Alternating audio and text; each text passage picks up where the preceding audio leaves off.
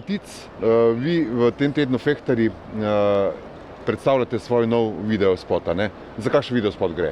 Ja, drži. V mesecu maju se Fehtarji odpravljamo v Ljubljano na Kongresni trg, tam pripravljamo en velik koncert in v sklopu promocije tega koncerta zdaj pripravljamo pesem z naslova Moja Slovenija. Gre sicer za melodijo, ki jo je ustvaril naš avstrijski kolega, naša dobra prijateljica Vera Šulinc je pripravila tekst in sicer v tej pesmi opevamo Slovenijo, pripadnost naši domovini, naše čudovite kraje, potem slovenščino kot pač unikaten jezik z dvojino. Tako da ja, domoljubno usmerjena pesem. Torej, s pesmijo je povezan tudi videospot, ki ga boste predstavili ta teden? Drži. V preteklem tednu smo upravili 3 snemalne dneve, bili smo na 6 lokacijah po Sloveniji, od gradu Torca na Gorenjskem, potem Koper, Štajerska in tako naprej. V glavnem, hoteli smo prikazati v njem čim večjo pestrost Slovenije, čez vidik pokrajine, čez vidik kulinarike, čez vidik znanih osebnosti, ki tukaj živijo. Tako da mi se tega izdelka izredno veselimo, danes smo baje obljubljeni, da dobimo predogled, v petek pa izide na naših kanalih. Je pa žal s snemanjem tega videoposnetka povezana tudi v bistvu zelo neprijetna izkušnja, ne?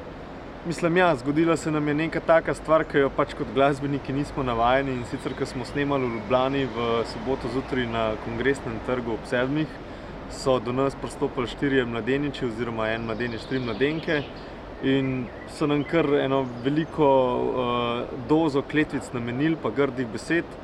Jaz pač, če sem čisto iskren, mi smo bili malo zaprepadeni, presenečeni, gledali smo se med sabo, vprašali smo, čakajte, kam pa vi hočemo, ne? Ampak oni so pač povedali nekaj krepkih na račun naše glasbe, na račun naših oblačil, na račun tega, da prihajamo z vasi. Zdaj pa tako, z vidika tega, da njim ne paše naša glasba, mi nimamo nič proti, ljudje smo si različni.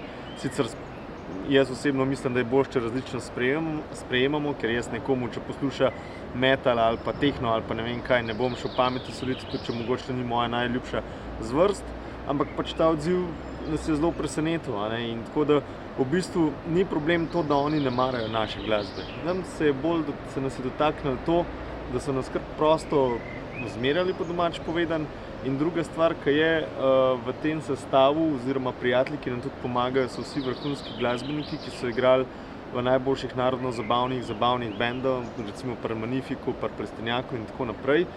In več kot 15 let se vsi, nekateri še mnogo več ukvarjamo profesionalno z glasbo, in ker te nekdo na tem nivoju napade, pač zelo nekako poseže v tvoje vrednote, ki jih imaš. Se pravi, to je, ne vem, jaz igram kitaro, s tem se poklicno ukvarjam 15 let.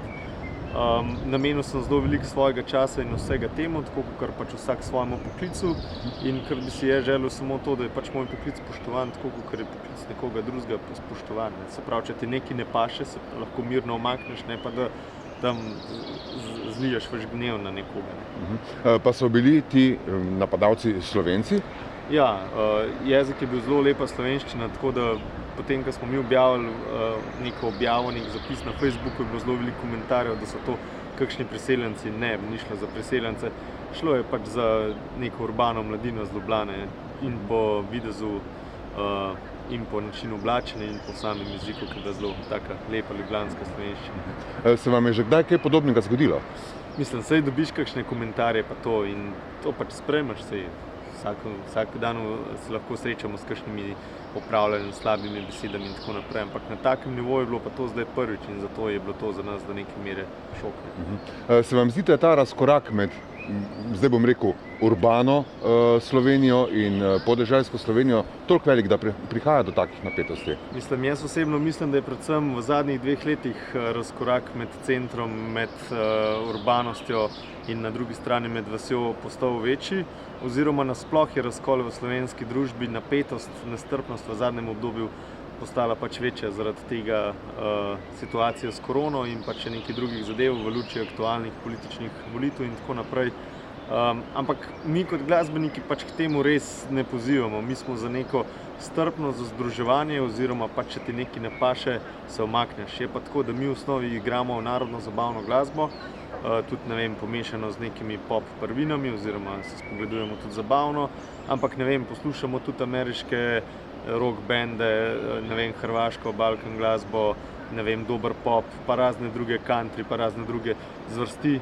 Kakšne stvari nam ne paše, ampak zaradi tega namo nobenega napadali. Jaz pač spoštujem tudi glasbenike, ki so vrhunski v svoji, ne vem, zvrsti metalu, a pa ne vem, najboljši DJ-je, pa to, ker to so res hudi tipi, ne, zelo uspešni, tudi Slovenci, recimo Umek in tako naprej, ampak ni pa to glasba, ki bi si jo jaz vsak dan predvajal. Ne. Zdaj koncert, ki ga boste imeli v Ljubljani, ne, pa bo nekako, bom rekel, združitvena, ne? Tako je, no, mi smo našo glasbo poimenovali podeželski rock'n'roll. Fehtarji se vse te zgodbe lotevamo malo drugače. Zakaj? Ker to je zgodba, ki ni nastala komercialno, ampak je nastala spontano iz druženja 4 prijateljev in potem je prišel lockdown in dajmo mi kaj posneti in smo bili v studiu in smo špilali in kombinirali in smo pač sestavili neko stvar, ki mi pravimo podeželski rock'n'roll, zato ker je pač v bistvu v tej naši glasbi imamo nek presek na eni strani narodno-zabavnih gradnikov, na drugi strani pa nekih gradnikov iz pop, rock'n'roll, rock sveta. Tako da v bistvu tale Ljubljana bo za nas en tak velik dogodek, mi se ga zelo veselimo. Če lahko povem, je to naš 5. javni nastop šele, ne. 4 so se odvili v lanskem letu, pač v tem poletnem času, ko ni bilo zaprt. Tako da mi res z optimizmom gledamo, kaj se bo zgodilo, koliko ljudi bo prišlo. Naša tiha želja je 5000 obiskovalcev, počasi se približujemo tudi. In ja, mi bomo ponudili v bistvu malo čisto popolnoma narodno-zabavnih klasičnih vsebin, nekaj pa tudi takih pop obarvanih, rock obarvanih vsebin. Skratka, je pa to absolutno stvar, ki jo v Sloveniji ni moč vsak dan slišati, zaradi tega, ker Fehtarji smo v osnovi 4, imamo pa zraven še spremljevalno skupino, 8 dodatnih glasbenikov, vrhunskih, tako da ko na oder gor pride 12 glasbenikov in se loti pač nekih takih vsakodnevno nam poznanih komadov, pesmi, mislim, da bo kar dobra zadeva to, no.